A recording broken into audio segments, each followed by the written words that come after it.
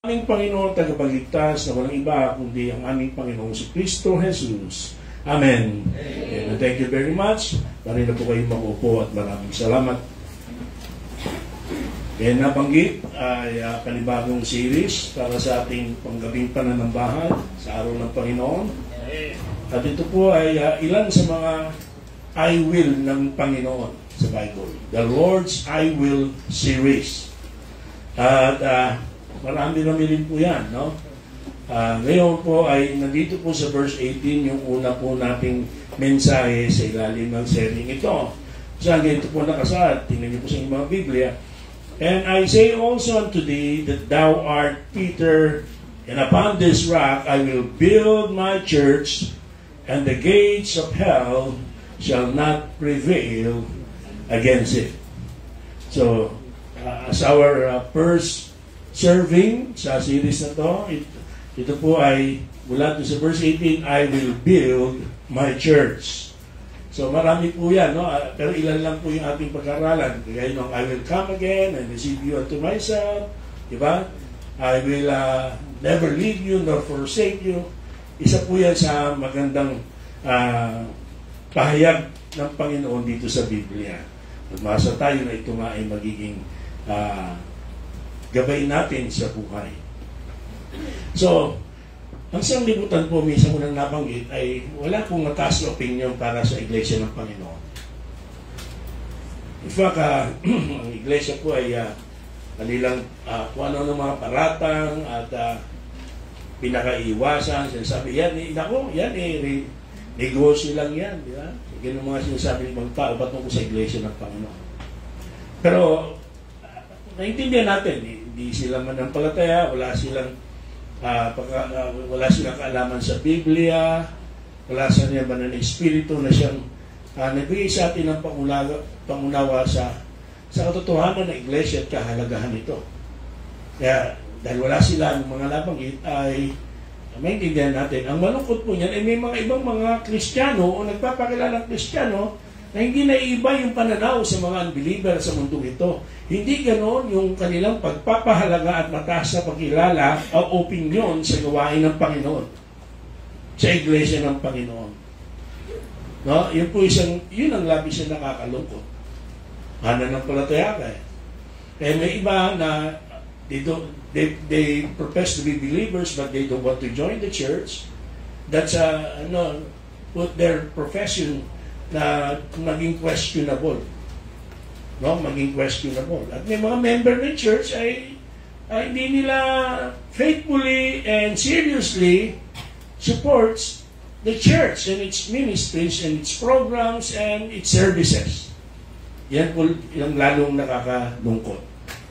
Ngayon po ay dito po ay ating pong makita kung yung kahalagahan ng Iglesia.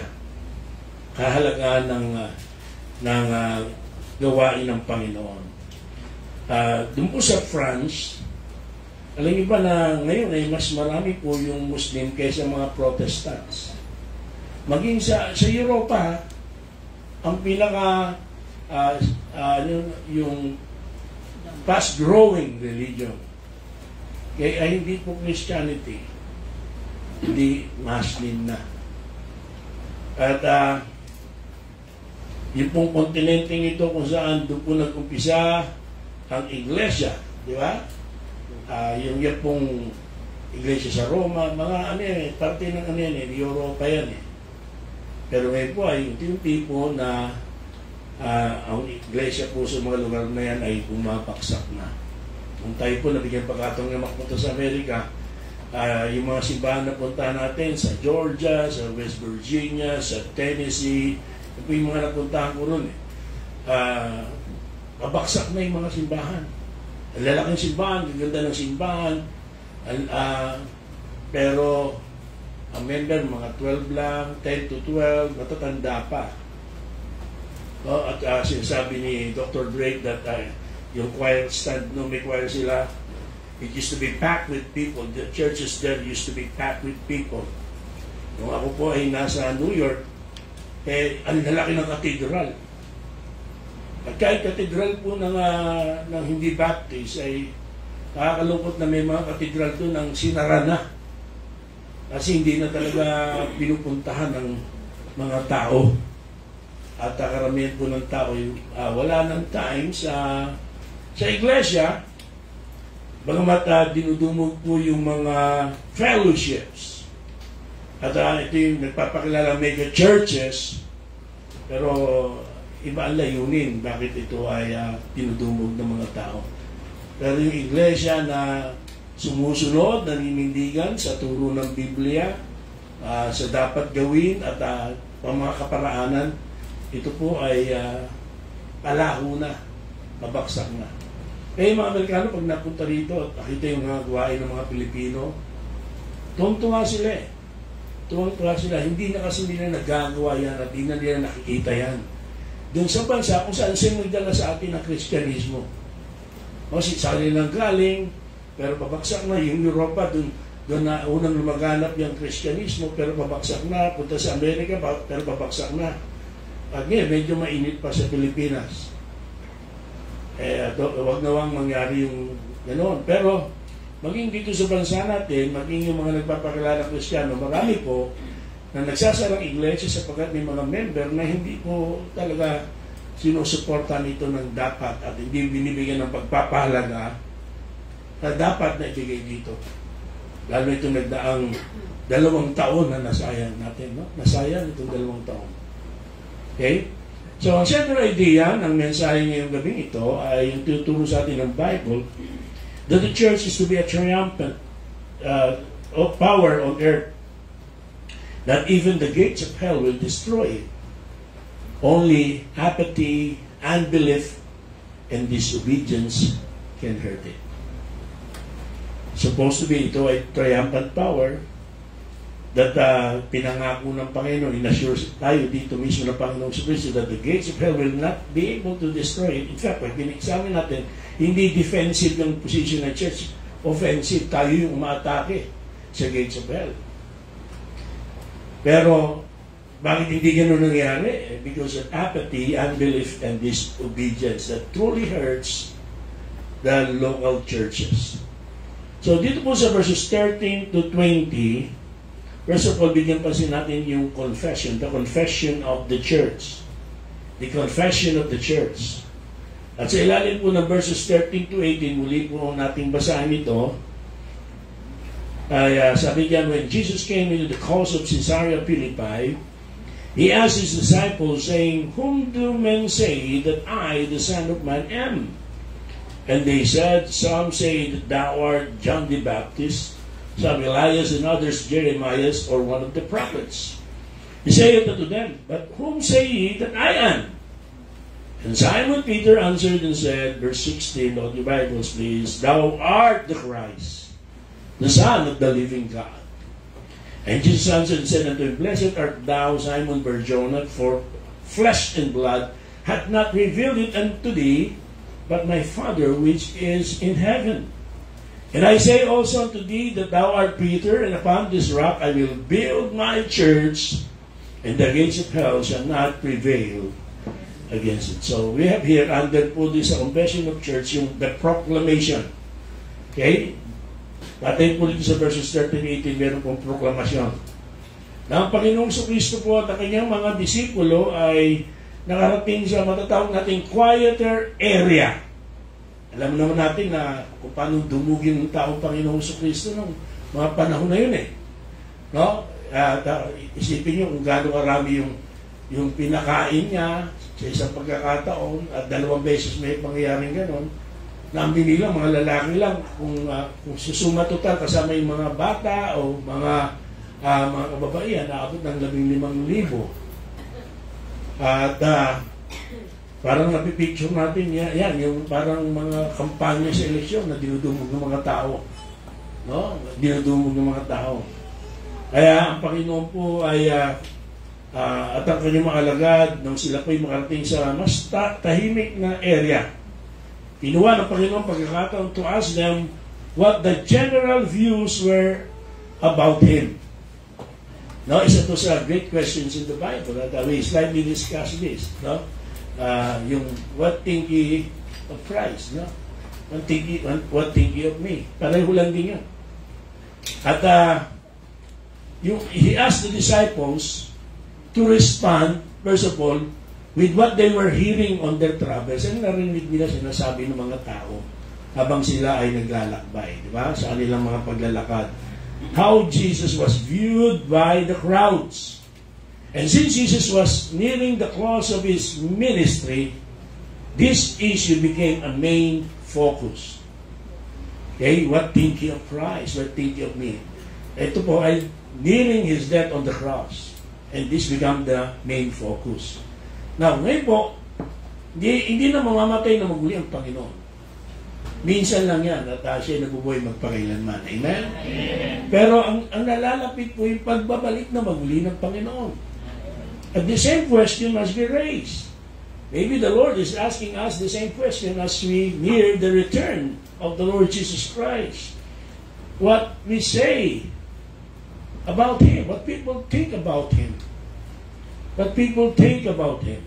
Now dito po, their responses reflected the prevailing opinions about Jesus, which fell basically into three camps. Ano po yung sinagot? Meron po sinasabi that Jesus was John the Baptist, presumably resurrected from the dead. Because at this point of time, patay na si John the Baptist. Meron man nagsabi that he was Elijah the prophet. And we know that si Elijah, hindi po siya namatay. No, siya po yung kinuha ng chariots of fire. He was taken alive sa langit. Pero ito po, no, sabi siya si Jeremiah or one of the other prophets of old. Kaya ito, kinuha ito, minisinterpret ito ng mga niniwala sa reincarnation. No, na sinasabi, patay na yun si Jeremiah, patay na yung mga prophets, even si John the Baptist. Pero sinasabi ng mga tao, nag-reincarnate in the person of Jesus Christ. At hindi ni-refute ni Christ itong mga bagay nito. Kaya, kailangan talaga yung gabay ng banal na Espiritu. Sapagkat kahit Biblia ito, kung wala yung banal na Espiritu, ay maaaring magkaroon ka ng kapanganib na interpretasyon. No? Pero mga kapatid, bagamat may similarities ang Panginoon sa tatlong mga nabanggit, of course, alam natin, He was not one of them. Hindi siya si John the Baptist, hindi siya si Elijah, hindi siya si Jeremiah, o sino pa man pwedeng banggitin propeta sa lumang tipan. And while many, the point is this, while many were willing to concede that Jesus was unusual. Unusual yun, na kinikilala na hindi karaniwan si Jesus Christ. No? Siya si Juan Bautista. Alam naman natin, hindi karaniwan si, di ba? Si Juan Bautista. Siya si Elijah. Alam naman din natin ang tala ng Bible na si Elijah ay unusual at maging si Jeremiah at iba pang mga propeta. In other words, many of the people during His earthly ministry ay willing to concede that Jesus was unusual. Ang problema ito, they were not willing to concede that He was unique. Wala siyang katulad. Hello? Amen. Katulad siya ng iba. Sabi nila, binabanggit nila mga hindi karaniwang tao. Pero hindi nila matanggap na siya'y walang katulad. Tandaan po natin yung puntong yan. They didn't mind thinking of Him as some past person returned from the dead. But they were not willing to confront the possibility that He was not history. Rather, He was the present and the future. Hindi siya parte lang ng nakaraan, ng kasaysayan, kundi siya ay para sa kasalukuyan at para sa hinaharap. No? Sapagat maraming mga tao ngayon, ganoon ang kanilang si Kristo ay historical figure yan. Totoo yan. Pero si Kristo ay lipas na. Ang Kristyanismo niya ay lipas na. Mga turo niya ay phase out na. Obsolete na. No? Hindi na siya. Hindi lang siya, sabi pa rin ibang, hindi lang siya yung tagapagligtas. Hindi lang siya yung paraan para mapunta sa langit. Maraming taong ganyan, willing to give Jesus an unusual place in history, but they are not willing to face Him as the God of the present and the future. The people of Jesus' day were trapped by their religious activity. They had lost the focus and power of their faith. It only focused on keeping the institution alive rather than being alive. And this is actually happening also today. No? Nung si Rick Warren, hindi naman natin nire-recommend na yung mga teachings niya, yung mga videos niya, yung mga books niya. Pero nung una, maayos yan eh. No? Kaya nung si Methods of Bible Study, aklat niya ginagamit natin. Si Brother Eli ata nagturo ng methods. Ikaw ba, Brother Eli? Okay. Sa Bible School natin. Now, nung unang panahon, 1990s, medyo okay pa yun si Rick Warren. Pero kalaunan, si Rick nagwala rin. Nakakalungkot yun, no? Nakakalungkot. At, bibigyan din natin mamaya yung bagay na yan. Umpisa, okay. Hindi nagtagal. Di ba? Nagwala rin. Pero may sinabi siya na ganito, some churches are driven by finances. The question on the forefront of everyone's mind in a finance-driven church is how much will it cost? Nothing else ever seems quite as important. Finances are foremost.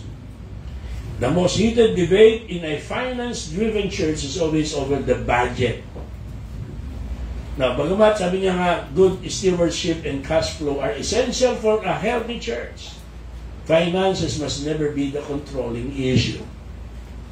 The greater issue is the point. What does God want us to do? No, ngayon, puro pera na pinag-usapan. Malaki suporta. Magkano suporta? Magkano operate? Now, sabi nga, hindi masama yan. Kailangan ng ministry yan. Pero yun ang ginagawang sukatan para sabihin matagumpay yung ministry, matagumpay yung pastor, dinadaan sa finances na may kaakibat ng mga material bagay, malaking simbahan, magarang sasakyan. Mga kapatid, ang issue talaga ay, ano ba ang nais ng Diyos na ating gawin? That's the issue. The most important issue. We do not exist to make a profit. The bottom line in the church is not how much did we save, but who was saved. Amen. Sino nadala natin sa Panginoon? Sino nakakay natin sa Panginoon? Sino na soul win natin? Hindi gaano karami pero natin sa bangko. Gaano karami ating napundar ng mga property sa iglesia. Gaano kalaki yung simbahan natin kumpara sa iba. No? Ang bottom line ay hindi po how much did we save, di ko rin po yan, but who was saved. Sabi niya, and I've noticed that many churches are driven by faith in their early years. Sa akin na totoo yun. And driven by finances in later years. Pag nakaranas na ng kaginawaan minsan, no? May mga pasuran, gano'n, naninindigan, pero pag medyo naramdaman ng ginawa, napadigit na sa magiginawa mga pastor, at gusto nang guminhawa, naranasan na rin ginawa, nagkaroon ng koleksyon, nababago na ang prinsipyo. May mga member din ganyan, no? Tapat sa Panginoon, wala pang trabaho, hindi pa mulad ng buhay, pero pag nagkatrabaho, medyo mulad ng buhay, iba nakakalimot na sa Panginoon. Siyang nakakalungkot na sitwasyon. Now, dito po, ang Panginoong Kristo, nakita natin yung focus ng mga tao noong araw. Nakapokus sa kanyang religious activity. No, a revival message kanina, not the first time na tayo na-invite dyan. Di ba yung mga konsepto ng tao na, parang mag-revival ka, mag-church ka. Yun, medyo binanggit natin. Mali yun. Bakit? Hindi lahat kasi na nag-church, tinatanggap ng Panginoon. Tama motibo. Mark chapter number 7, sabi ko, di ba? Nagalit siya dahil hindi sumusunod sa tradisyon ng kultura ng Hudyo. Tradisyon. Commandments of man. Tradition of man. Nirepeat yung mga alagad. Kaya sabi ng Panginoon, ang bayan ito, ginagalang ko ng kanilang labi, pero kanilang puso yung malayo sa akin. Na hindi ang nakapagpapatiso yung pumapasok sa bibig at tumutuloy sa, di ba, pinaglalagyan ng pagkain. Kundi nalabas sa bibig dahil nagagaling sa puso. At binanggit yung mga kasalanan nanggaling sa puso. The heart of the problem is the problem of the heart. Na ito ang talagang tinitingnan ng Panginoon. Hindi gaya ng tao tumitingin sa appearance, sabi nga ni Samuel, o sabi nga ng Diyos kay Samuel, di ba? Kundi sa puso. Yung puso na deceitful and desperately wicked, sabi ng Jeremiah. But God searched the heart. Kapatid, hindi forma natin. Yun, nakafocus sa traditions, sa religion, sa activities. Ibig na nakafocus, okay, dun sa Panginoon mismo. Matatapos lang natin siya about worship, and true worship ay, ano yun? Sa Panginoon, encounter with God. It's about God. Ito nais ng Panginoon, no? To change the focus from what other things na mali yung focus sa mga bagay na dapat nilang isipin. Ang focus dapat si Jesus Christ. Amen. Kung ano talaga siya. Amen. Kung sino talaga siya. That's the message. But there's no more important question than the one Jesus asked here. Ang tanongin ay how we answer this may very well determine yung destination ng tao. Kung mali pangilala mo kay Kristo, hindi ka masisave.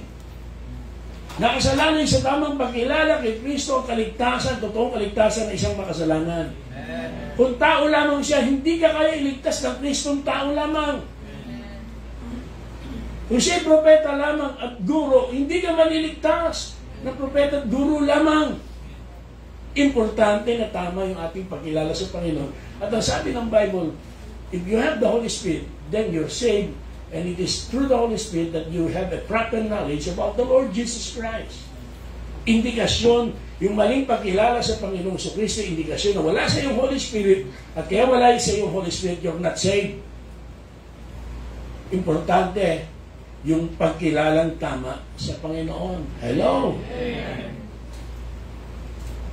So, ultimately, kailangan sagutin ang tanong na ito. Una, para matiyak na ligtas ka. At kung ligtas ka, para matiyak na magiging tama ang paglilingkod mo sa Panginoon.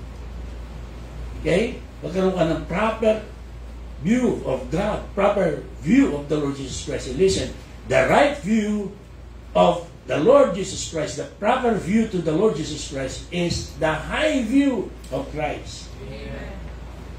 Amen. Ang Panginoong Kristo ay hindi utusan natin. At pag may kailangan tayo, kailangan ibigay mo. Ang Panginoong Kristo ay hindi katulad ng ibang bagay na pwede nating pagpalit. O mas maliit pa na pwede nating unahin yung iba at siya ipabayaan. Nakikinig po. Maintindihan natin bilang individual at bilang iglesia sa kabuuan. Now, ito po ilan sa mga pagkakataon na si Apostle Peter, he shines. He shines here because he answered correctly that Jesus is the eternal Son of God. Na kung saan naman ay siya po ay kinumend ng Panginoon, no? Yung kanyang correct response nets him a very positive response ng ating Panginoong Kristo rin. Pinagpala siya ng Panginoon. Mapalad ka, Simon Barjonas. Hindi laman at dugo ang nagpayag sa iyo nito, kundi ang Ama nasa langit. And mula doon sa kanyang confession that thou art the Christ. Sinabi na upon this rock. Based on that confession, based on that tinatawag na proclamation and belief about Christ, sabi nga, I will build my church. Pundasyon po ng iglesia, yung tamang pagkilala sa Panginoong Jesucristo. Diyan itinindig ang kanyang tinayong iglesia at itinatayong iglesia. I will. Progressive yun eh. I will. Continuous. And may tinatawag tayong perpetuity of the church. Na lumilipas sa panahon, wala na po yung church sa Asia Minor, may mga churches na wala na. Pero iglesia ay nagpapatuloy, mga local churches ay nagpapatuloy dahil na pinangako ng Panginoon. Amen. Continuous building of the church. At dito ay he plays on Peter's name. Sa Greek po kasi yung Peter ay Petros. Ay ibig sabihin po a piece of rock. Isang piraso ng bato. Pero sabi ng Panginoon, upon this rock, the Greek word is Petra. Isang malaking bato. I will build my church. I will build my church. At kaya Petra yun po ay feminine. Okay? Feminine. Indicating that he is speaking about the confession Peter made. And not on Peter himself. Mali yung turo ng malaking reliyon sa buong mundo na si Pedro, siya yung rock. No.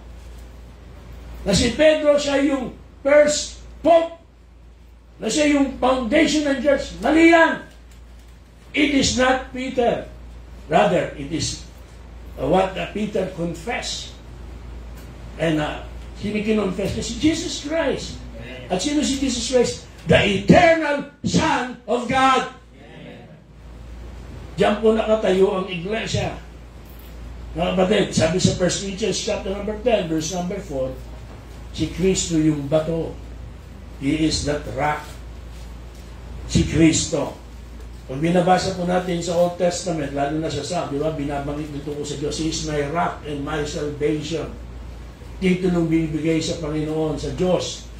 And another way of attesting the reality that Jesus Christ is not only human.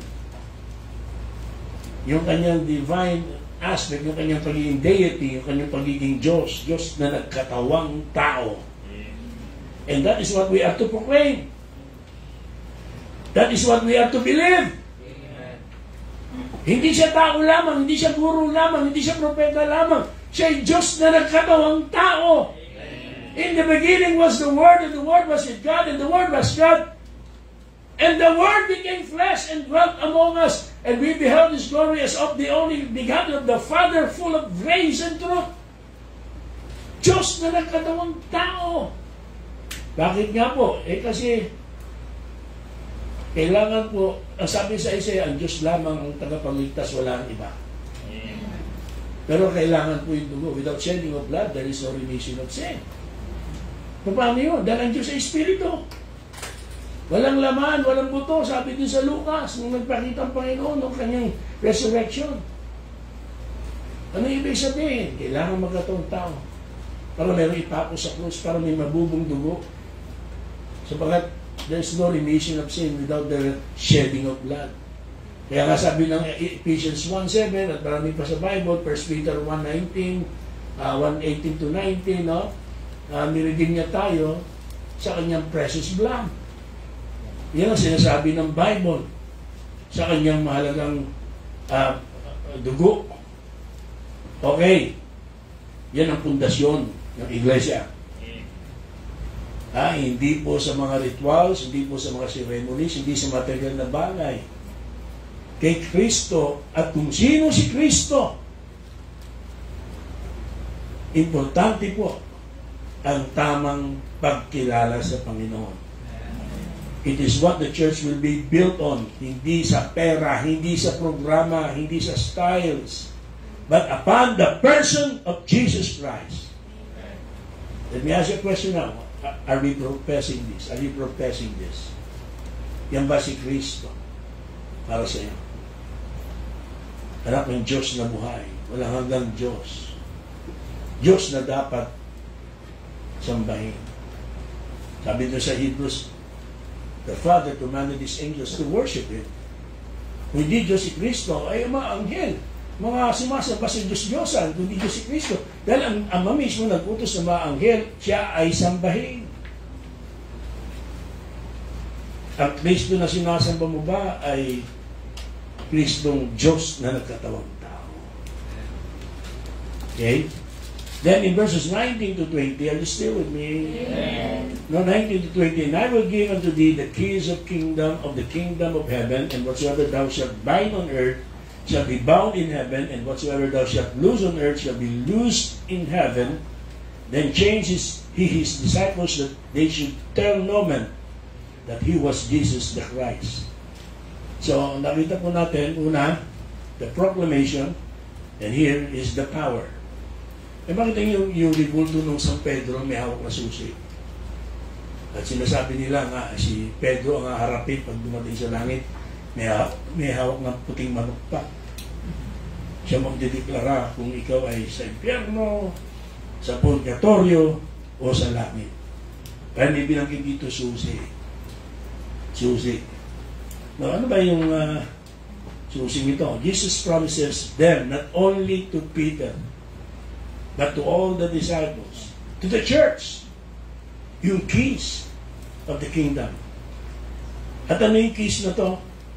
Ito yung keys to do something. And ano yun? To do what? To bind what has been bound by God and to loose what has been loosed by God. Hindi po ito indiscriminate power on our part para i-determine, ay ako, tinatalian kita na ikaw ay hindi masisave. Sa impyerno ka pumunta. Hindi ganun yun eh. Hindi ang church na nagdideklara noon, mga kapatid. May kausap. Kasabi, ikaw ay ligtas na. Hindi. Ang ibig po sabihin niyan is to determine what can be bound, not to determine what can be bound and loose. Kundi yung power to announce. Power to announce what God has said is bound and loose. O, yan sinasabi. Yung pananampalatayang yan ay mali. Kung dyan ang pananampalataya mo, yung nasa reliyon ka, sa good works, you will go to hell. You will not be saved by good works. Pero yung dinideklara natin, that there's no other way but Jesus Christ. Only Jesus Christ can save you. Yun po yun. Hello. Dinideklara natin, ina-announce na natin yung pinasyahan ng Diyos na nakatanikala at pinasyahan ng Diyos na makakalaya. Makakalagan. In fact, yung tense in Greek ay passive. Lalo pinagtibayan, no? Yung mag-a-announce na tayo, magdideklara, magpapahayag, mangangaral. Kaya isa sa bibigyan pa natin dito, ano yung binigay na Panginoon na trabaho sa atin bago siya makit sa langit. Go ye therefore and preach the gospel. The gospel which is the power of God unto salvation. Dahil yung gospel that the apostle received, and it is about the death, the burial, the resurrection of the Lord Jesus Christ according to the Scriptures. At yun ang ating papangaral, yun ang ating papahayag, at yun sinasabi natin sa mga tao, ito magpapalaya sa inyo, ito magliligtas sa inyo. At sinasabi natin, ibang paraan, labas dito ay patuloy na magtatanikala sa inyo sa pananagutan. Patuloy kayong mapapahamak, magpapatuloy kayong mapapahamak. Hello? So we don't walk around just binding and loosing whatever we feel like binding and loosing. We learn what God has bound and loosed from the Bible, and we simply announce it as so. That's why it is important that we know, we have knowledge of God's will and God's word. We know the Bible. We read the Bible. We listen to the preaching and teaching of a Bible teaching and preaching church about the will of God. And it also demonstrates that the church has power. There is no force, not even hell, that can destroy what God has declared He will build. No? Even the gates of hell. Kaya nga, ang dami ng magtatangka ng Diablo na lipulin ng iglesia. Ilang milyon, first 2 centuries, ilang milyon ang pinatay ng Kristiyano. Ilang iglesia ang kanilang sinunog, kanilang pinag-usig. Pero the gates of hell did not prevail against the church sapagkat hanggang ngayon, may iglesia ang Panginoon. Amen. Ang ginawa pa nga ni Satanas, ano talaga no? Tuso talaga eh. Sabi nga, if I can beat them, I will join them. Nagtayo siya ng sarili ng iglesia. Nagtayo siya ng samot-saring mga iglesia at reliyon to confuse people. Eh sa kabila ng mas malalaki ibang reliyon, malalaki iglesia na iba, na nanatiling nagpapatuloy, umiiral, at hindi nagigiba ang Iglesia ng Panginoon. Amen. So may power. Si Hitler pala, pinlano niya na lahat ng Christian churches. Alam niyo, meron kasing churches na may cross eh. Ngayon, hindi magaya yung mga Pilipino. Sa Amerika kasi ganun. One time, may isang young people na, di ko alam kung saan church. Nakita yung picture ko na nasa West Virginia ako, may cross sa likod. Bakit po may cross? Sinagot ko siya, may simbahan nga, may kalembang pa eh. No, may kalembang pa sa labas. Yun ang panawag nila sa mga tao eh. Yung cross kasi, kung talagang pag-aaralan natin, di ba, ano yan eh. Natumbas niya, silya electric eh. Kasi yun ang pamaraan ng pagpapatay, pagpaparusa sa mga kriminal ng panahon ng Panginoon sa Kristo eh.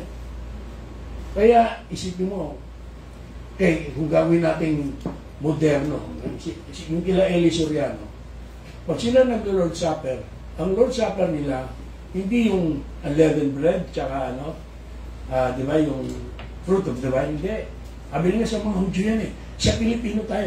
Kaya Lord Supper nila, munggo. At kanin. No? Yun nga yung Lord Supper. Tinalo pa nila ibang mga ang Lord Supper ay skyflakes, tsaka coke, eh, di ba? Mas matindi sila. Kasi sabi, hapunang Pilipino. Kaya yung ginagawa nila ng Lord Supper. Munggo, tsaka kanin. Kaya may iba pang ulam. Ang Pilipino. Di ba? Kaya bali. Baluktot. Kaya, ang ginawa ni iba, gaya sa krus. Kaya krus, kung gaya ni Eli Soriano, sa panahon natin, sila electrical, lalagay niya. Sa tuluktot ng simbahan nila, pero wala silang simbahan. Ano kanila, center. May sila electrical dyan.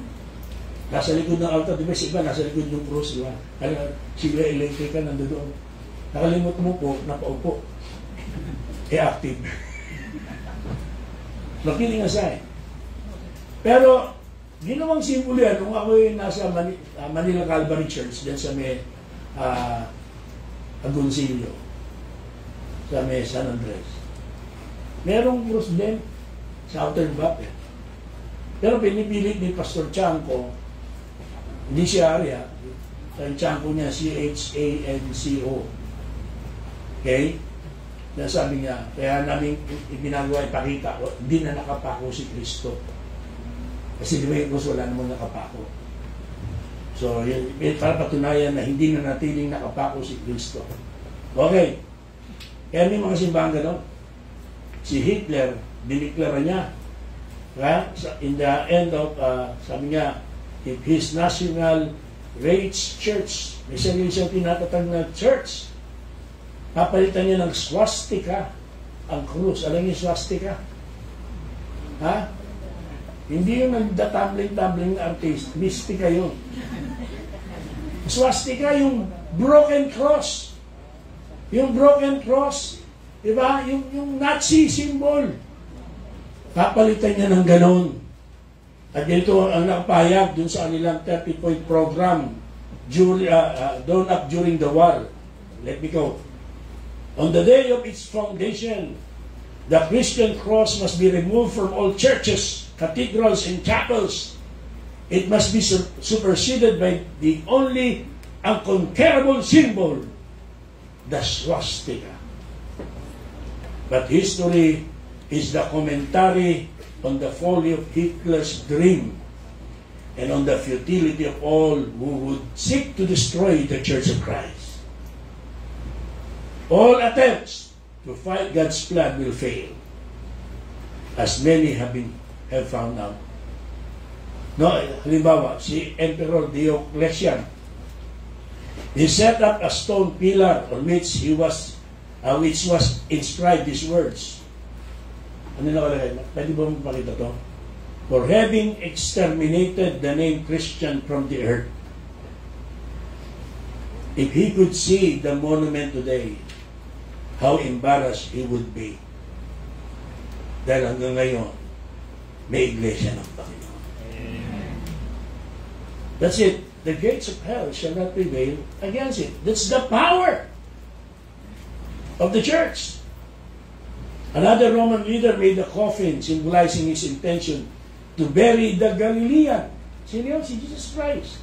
By killing his followers, he soon learned that he could not put the master in it.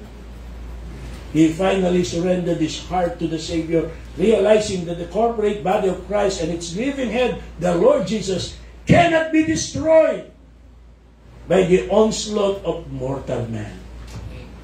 Nakuha niyo ba? Mga kapatid, since Christ will conquer, sabi nito, why not join Him rather than reject Him? Diba? Ang Panginoon magtatagumpay. Saan ka pasasali? Di sa nagtatagumpay. At walang mga katalo. No? Who shall separate us from the love of Christ? No? From the love of God? Sa tribulation or distress? Persecution or famine? Nakedness or famine or sword? Even though it is written, no, we are counted as sheep for the slaughter. We are killed all the day long. Pero sabi, hindi po mamasbuhay si Paul. Sabi niya, nay. In all of these things, we are not just conqueror, more than conqueror. At sabi niya, I cannot resist, I cannot ignore, I cannot deny, I am persuaded. Nothing can separate us from the love of God which is in Christ Jesus our Lord. Amen.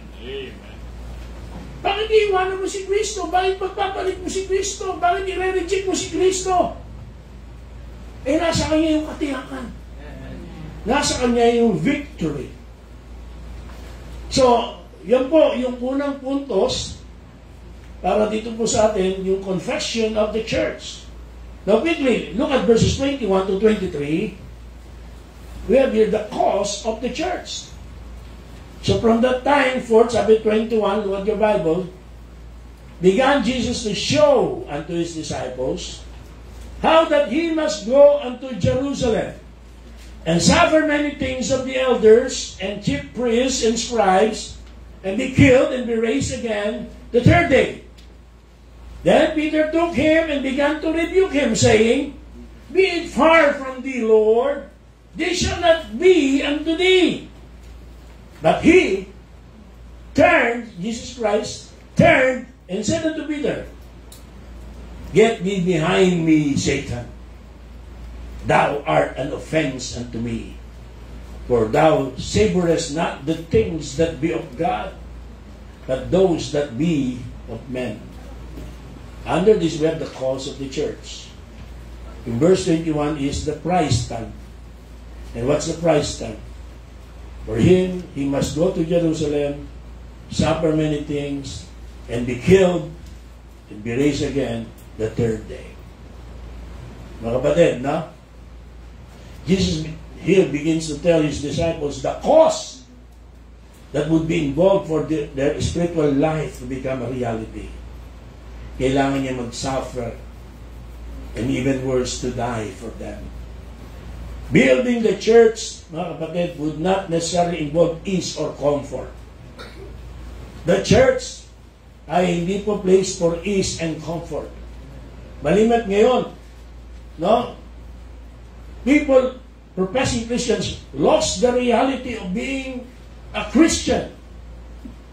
Kapag yung Syria hindi komportable, kapag mainit sa simbahan, kapag ang service ay hindi maiksi, kapag yung lagi na lang tinatanong yung tungkol sa tithes and offering, then ang maraming nagpapakilala Kristiyano, they will hold back from being a part of the church.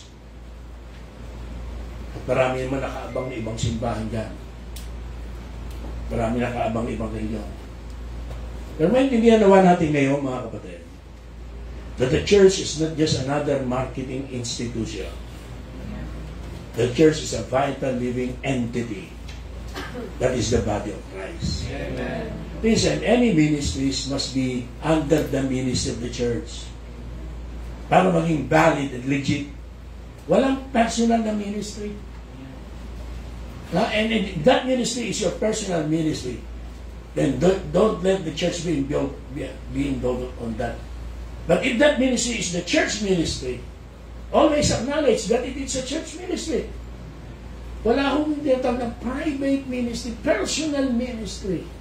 Pag pinag-aralan niyo yung Bible, lahat ng instruction nasa ilalim ng church, to the church of the Corinthians, to the church of Romans, to the church of Ephesians, Galatians, Colossians. Kahit may mga pastor of local churches yan. Wala akong outside the church ministry. Ano po yan? Illegal yan. Hindi valido yan. Kaya ang mission support must go to the church. That's what I'm telling everyone. Ang young people, ministry ng church yan. Ang children's department, ministry ng church yan. In fact, mapansin nyo pati yung mga libro na yan, yung mga books na yan, bagamat akin yan eh. Pero ministry ng church yan. Kasi it is through the church na yung ministry legit. Alam niyo nung sila Apostle Paul ay magpa-send out sa Antioquia, sa church at Antioch, hindi sila basta na lang umalis. At nagtayo ka ng simbahan. Nag-pray sila at nag-submit sila. At nagpa-send out sila sa church. Tinayo pa ng Panginoon yung church, tapos kikilos tayo ng outside the church. Anong silbi? Kaya yung church, mga kapatid, it is a vital living entity of the Lord, that is the body of Christ. Yan ang identified sa Panginoong Jesucristo. Let me quote yung sinabi ni Jean Vade, Modern Reformation. Can you show this one? The early church was not market-driven. It did not make Christianity particularly user-friendly. Converts had to go through extensive, lengthy catechesis, and examination before they were accepted for baptism. Ang termino natin dyan, ano yan? Discipleship. Muna. Hindi yung baptize agad at i-report ito na baptize namin, gano'n. Hindi. In the ultimate barrier to new member assimilation, those who did become Christians faced the death penalty. Nevertheless, by the power of the Holy Spirit, the church grew like wildfire. Para ma-identify kang Kristiyano ng time noon, pag-uusigin ka, papatayin ka. Meron akong nakita pinosyo na artikulo tungkol sa isang babae. Na dahil siya ay nag-convert sa Christianity, siya po'y binilanggo, siya po'y pinahirapan, at itinakdang parusahan ng kamatayan. Pero bago siya patayin, sabi niya, pwede ko bang itali yung aking buhok? Kasi yung pagtakalugay at gulong buhok ay simbolo ng pagkatalo. Tinali niya ang kanyang buhok para pakita na hindi siya natalo sa paninindigan niya sa kanyang pananampalataya. The cause of our salvation is free. Our salvation is free, rather. But the cause of our salvation was great. So let's make sure we never cheapen the price by getting lost on petty things. Tanggapin mo si Kristo. Kahit hindi ka mag-church. Hindi mo kailangan ng church. Tanggapin mo si Kristo. Kahit hindi makita sa iyong buhay. Kahit hindi nag-church. Ano tinatawag natin? Ginagawa natin cheap. Yung Kristyanismo na binayaran ng mahalagang dugo ng ating Panginoong Jesucristo. So we have here the problem. In verses 22 to 23, yung sinabi ng Panginoon, yung price tag for the church, yung cost ng kanyang buhay, ang sabi ni Peter. Peter took him and began to rebuke him. Ang lakas ang loob ba? Ni-rebuke si Jesus Christ. Kasi sinabi niya, be it far from thee, Lord. At least may Lord pa naman. This shall not be unto thee. Ginawa ng Panginoon, inerap siya. At sinabi, get thee behind me, Satan. Thou art an offense unto me, For thou savorest not the things that be of God, but those that be of men. Ano ba, higit na binibigyan nating halaga? Mga bagay ng Diyos o mga bagay ng tao? Mga bagay ng Diyos o mga bagay natin? Para sa atin. Nakita niyo ba kung gaano kadali, how easy it is to 1 minute be right on target, then lose focus the next minute? Ano ibig sabihin? Si Peter, pinuri siya. Blessed art thou, Simon, son of Barjona. Hindi yan naman ang nagbayad, but my Father from heaven. Thou art the Christ, the Son of the living God. Pinuri. Tama eh. Pero hindi pa nagtagal, mali eh. Nagmali na. Kaya nga hindi pwede sabihin natin si Kristo yung malaking bato. Si Peter yung malaking bato. Bakit?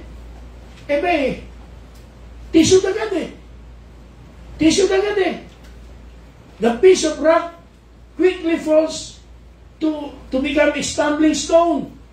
And it only took a minute for him to forget what God wanted and to insert what He wanted. What's the point? This has always been the problem with the church through the ages. Yung panatilihing tama yung focus mo, malinaw yung focus mo. Ang dami, ang ganda ng umpisa. You did run well. Pero hindi naging maganda yung pagtatapos.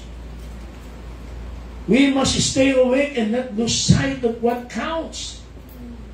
Dito nakakaproblema. Supported yan. Kaya ako, di rin ako batang masyadong papuri ng tao kasi aware ako sa possibility. Pag hindi mo nabigyan ng iyong kagustuhan yan sa huli, masasama na sasabihin sa iyo, kalaban mo na yan. Dahil ganyan ang tao. Okay na okay sa una, active sa una, hindi umabsent sa una, hindi problema pagka-touch, nakikinig sa preaching, kahit pa pangalanan mo siya.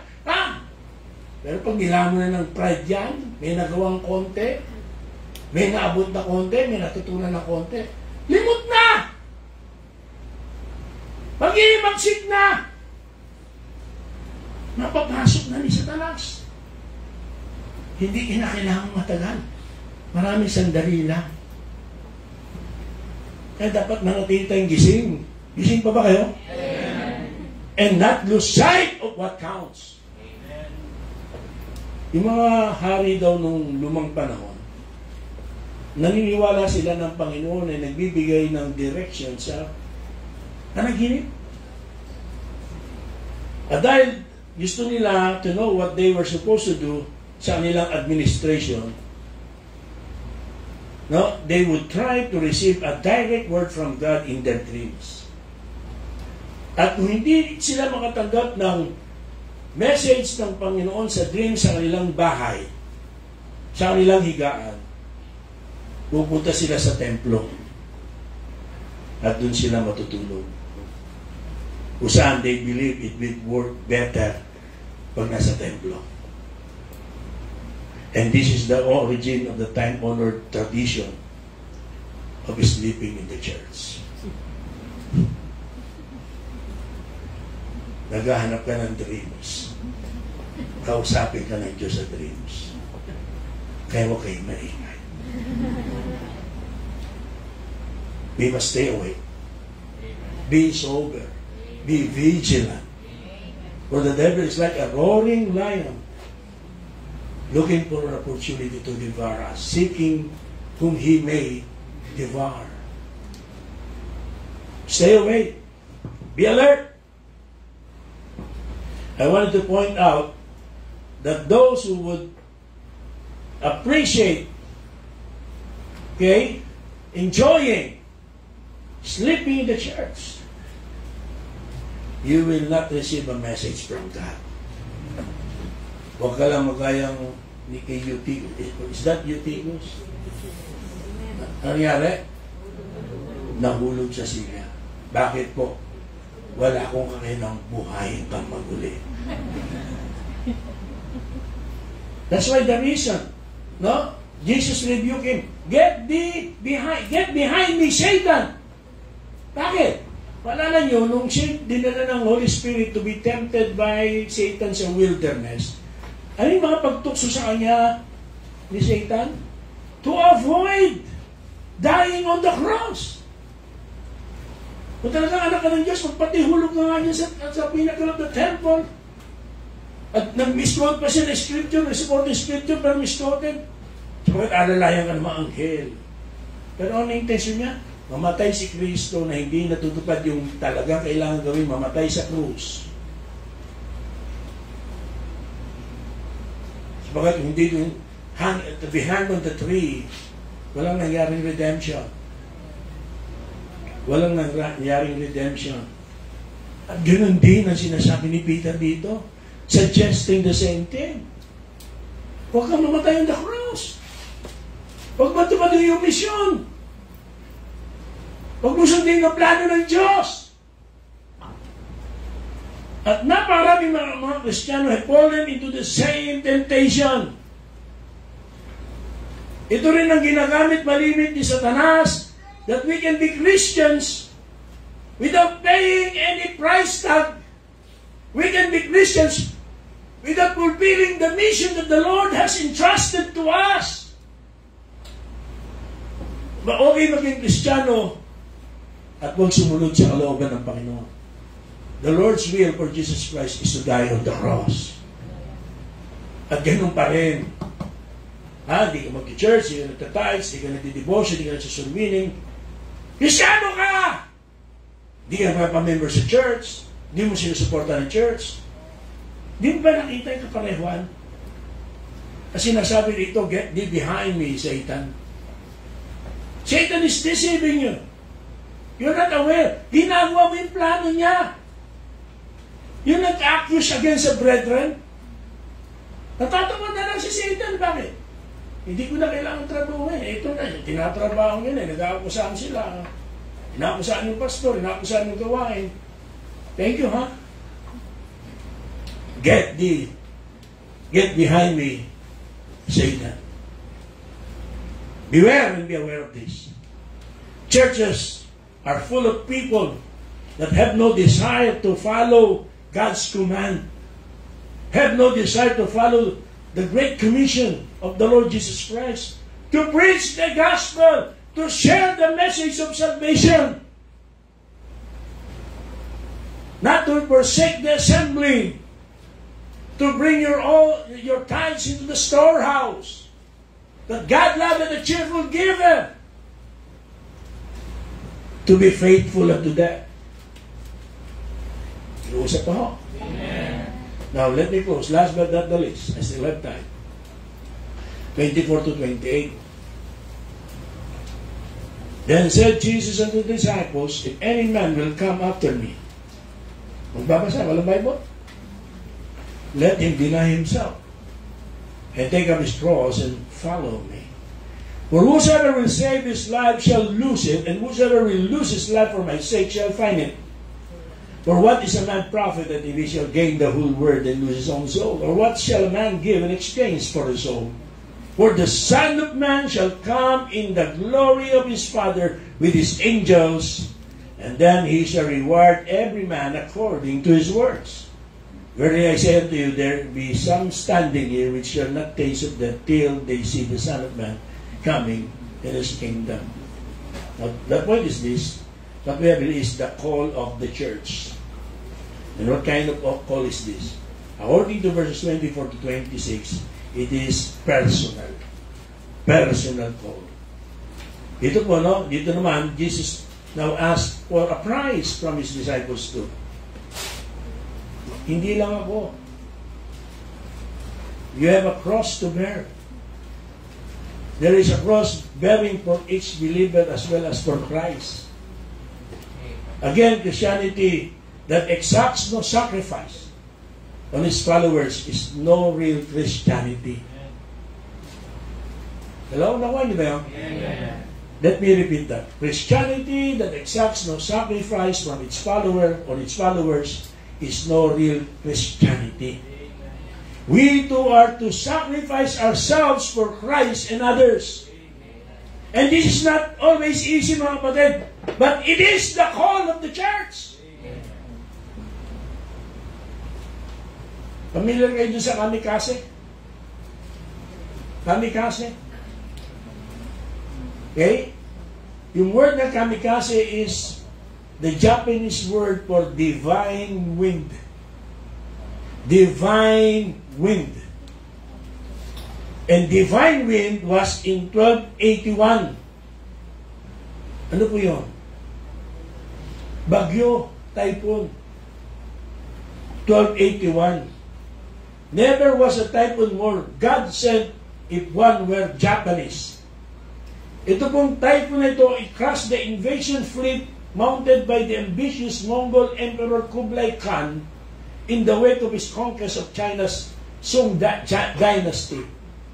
Nakaligtas sa pananakop ni Kublai Khan ng Mongolia, Mongol. No? Mongoloid. Because of the typhoon. Typhoon. Nasasalita ng mga Hapon, kamikaze. Ha? Kamikaze. Minusok nyo. Naibig divine wind. Padala ng Diyos na tinalo yung Kublai Khan. Anong ginawa po ng Hapon? Nung digma ang pandaigdig. Second World War. Ginamit nila yung kamikaze. Na termin na yun. Inorganize nila yung Suicide Air Force.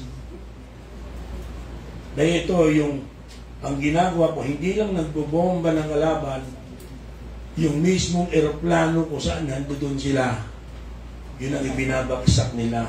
You know what? Navy pilots slammed their bomb-laden planes, may bomba ron, and themselves into American ship in the Pacific. 1,200 pilots killed themselves, taking out 34 of U.S. ships. 34 of U.S. ships. You know, what's the point? Today we need Christian kamikazes who will take the faith anywhere. The divine wind blows regardless of the cause. I am not suggesting suicide. That's not the message.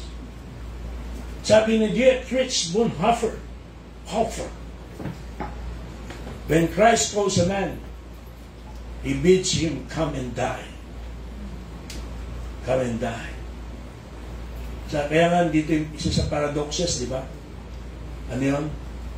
Ang naghanap ng kanyang buhay, mawawalan nito. At ang mawalan ng kanyang buhay, makakasumpong nito.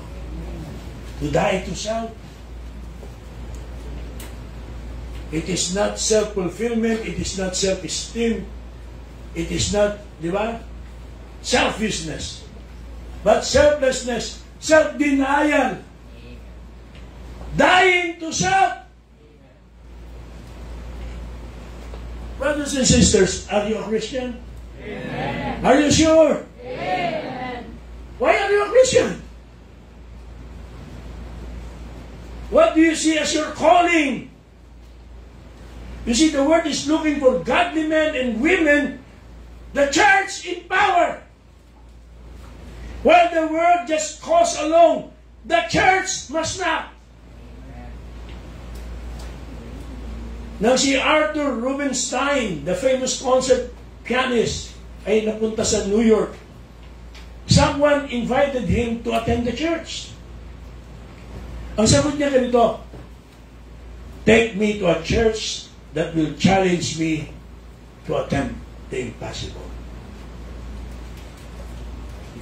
The point is this, great people are attracted to great challenges. And that's why we as pastors need to dream great dreams. We as believers, we as a church need to dream great dreams.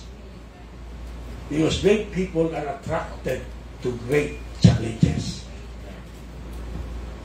Christ is going to come again. One day, perhaps soon. Ang tanong ay, what are we doing as the church? Not so much the institution we call the church, but the believers who make up the church. Are we taking up our cross? Are we sharing the gospel? Are we preparing to meet our God? This is the church's call. Christ will build His church and we are His workers. We are the members of His church. Amen. Let me now close sa uling puntos, verses 27 to 28. Nakita natin, the call of the church it is personal and we have the promise. What's the promise? For the Son of Man shall come in the glory of His Father with His angels, and then He shall reward every man according to his works. Verily I say unto you, there be some standing here which shall not taste of death till they see the Son of Man coming in His kingdom. I honestly believe this is John who received the revelation, and in that revelation he saw the second coming of the Lord Jesus Christ. He actually saw when the Spirit of God brought him to see all the future events. Siya yun. Pero dito mga kapatid, God's promise is clear. Ano pangako? He is coming again. Amen. And He will reward those who live for Him. Amen. God never asks for something without giving something in return. And eternity will be well worth any sacrifice we might make here and now. Amen. Someday, all the petty things of this life will be all but forgotten. But what has been done for Christ will live on and on. Amen. Only what's done for Christ will last. Amen. So get it on, the best building program in the universe. Who do you say Jesus is? And what are you going to do about that? If Jesus Christ is the Son of the living God for you, then you must serve Him. He must be the one that will occupy the throne of our hearts. He must be our priority. We have to look forward. That is our blessed hope for the second coming of our Lord Jesus Christ. And we need to prepare to meet our God. Amen. Let me conclude. The carpenter of Nazareth is still building his church today. The church is God's building and we are the living stones, sabi ng Bible. Not even the gates of hell will prevail against the church of God. So why not be a part of the only institution that will last for eternity? This is one building program you will want to participate in. Make sure that you're truly saved and make sure that your intention in joining the church is right. And for others, make sure of your salvation. And may the Lord put the desire, purpose in your heart to become a part of a local church, of this local church. Amen.